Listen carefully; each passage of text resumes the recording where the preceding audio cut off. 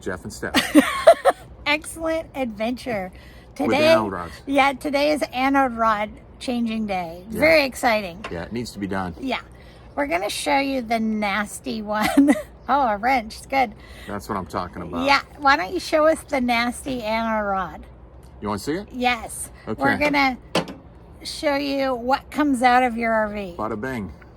It's not supposed to look like that. Mm-mm. Mm-mm.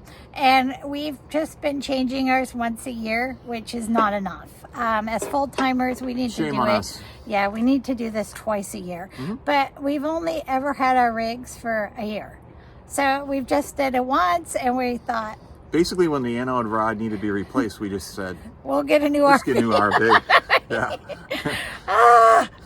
So anyway, we're just about 1 year into owning our paradigm, and we were like, we're going to change the anode rod. It would have been 1 year in August. Mm-hmm. So we're like, let's go ahead and change it. And so it's been about 10 months, and now we know we need to do it more. Definitely have to do it more. Yeah, as full timers. So Yeah. because they get pretty nasty, and your water supply can get smelly. Right. It's not pulling all the minerals, etc., out of your water. So Yeah. very important thing to do. Pretty nasty. Yes. Ew. I know. Okay, so to do this job, you're going to need a 1, and I believe it's a 1/16. Yes. Socket. I like the big boy. And you want to shut off the power at the shore power at the post, and release the pressure. Obviously, make sure your hot water tank is off inside, it's not heating. And you really want to do this before you turn it on, just so you're not getting a stream of hot water out of there. So you open that up, relieve the pressure, unscrew this, take out the old rod, put in the new rod.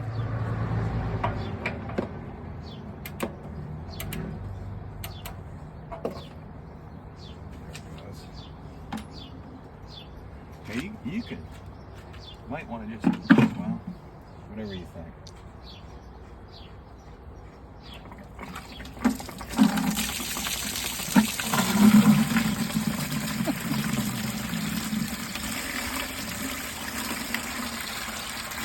Look at all the white stuff coming out. I know.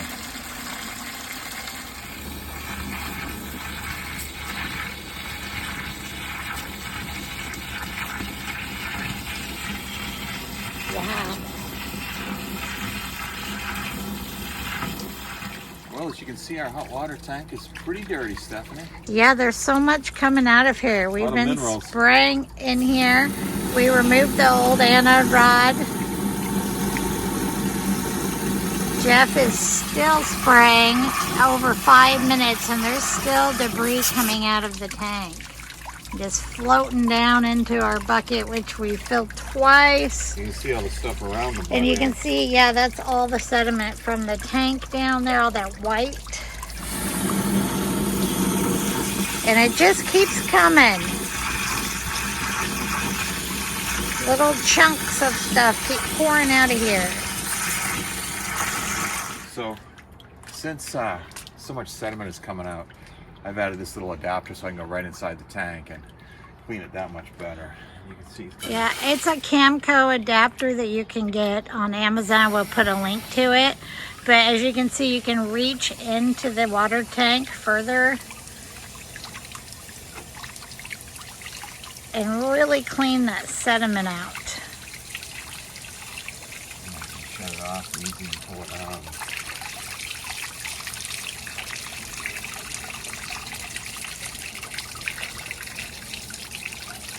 It looks actually starting to come out clean.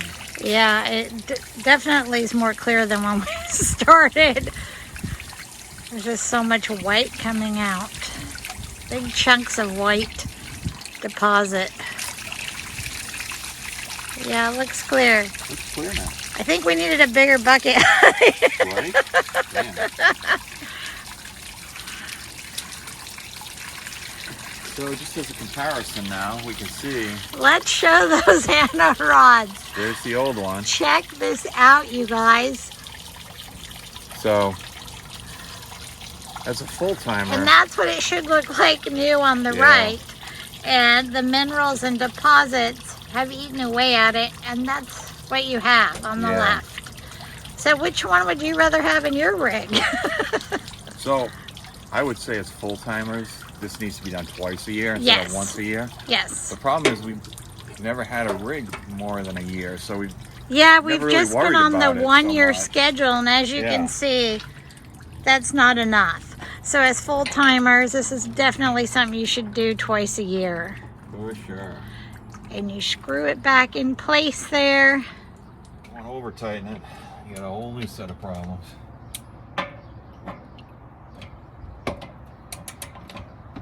So I'm going to snug this up.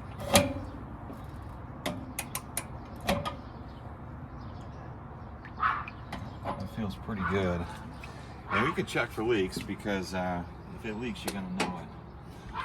So now that's in, I'm going to hook the water back up.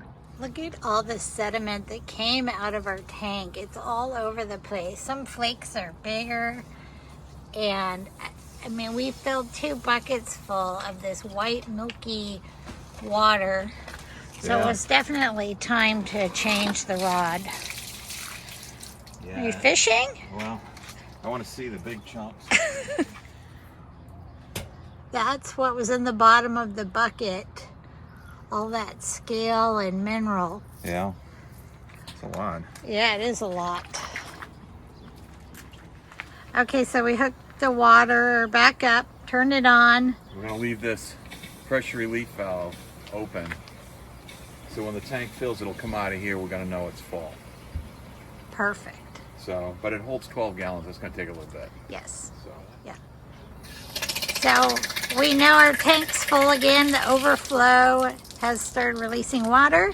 so you need to leave that valve open when you fill the tank to make sure it's There's no filled leaks too. before you turn it back on. Then we're going to make sure we don't have a leak here. And then we'll turn the power back on at the pole, hit the hot water heater button, and make sure we're getting hot water. Okay. Pretty simple. Perfect. Sounds like a good plan, honey. Thanks, honey. Jeff? Steph's. I'm Steph, yeah. Excellent. Anode rod. Replacement. Ooh, there you go. Oh yeah, adventure. Yes. Good times. Bye, guys. Let us know if you have any questions. See ya.